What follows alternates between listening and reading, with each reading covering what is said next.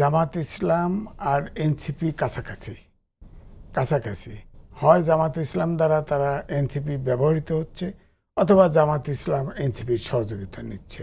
এই জন্যই কিন্তু এটা বলা যায়, জনশ্রুতি আছে এবং সবাই জানে যে এই যে ধরেন ইসলামিক আন্দোলন বাংলাদেশ, তাদের সাথেও কিন্তু জামাতের ডিফারেন্স আছে, কিন্তু তারা এখন যেটা পিআর সিস্টেমের ঐক্যের কারণে তারা কাছাকাছি আসছে। এরপরে দেখলাম যে আপনার হেফাজতের একটি অংশ কিন্তু তারা এখন আছে। তো এগুলোর ধরেন এই দলগুলি এক হওয়া, আর এনসিপি শুরু থেকেই সবসময় দেখা গেছে যে জামাতের অ্যাকশনগুলোর কাছাকাছি থাকে সবসময়, এই জন্য এটাকে অনেকটা অ্যালাইন সংগঠনই বলা হয়।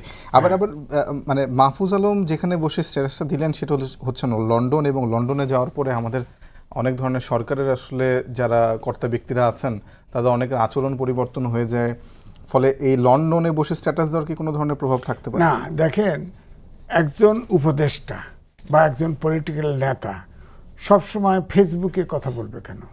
তিনি তো সরাসরি মিডিয়াতে কথা বলতে পারেন।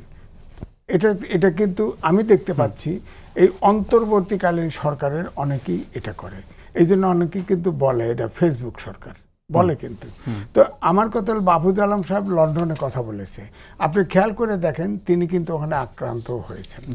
হ্যাঁ, এবং এনসিপির নাহিদ ইসলাম বলেছে শুধু তাকে আক্রমণ কিন্তু তাকে হত্যার চেষ্টা করা হয়েছে, এরকমও বলেছে। তার মানেই হচ্ছে মওদুদিবাদী কথাটা কারো গায়ে লেগেছে, যাদেরকে মওদুদিবাদী বলা হয় তাদের গায়ে লেগেছে, তারা তাকে আক্রমণ করেছে।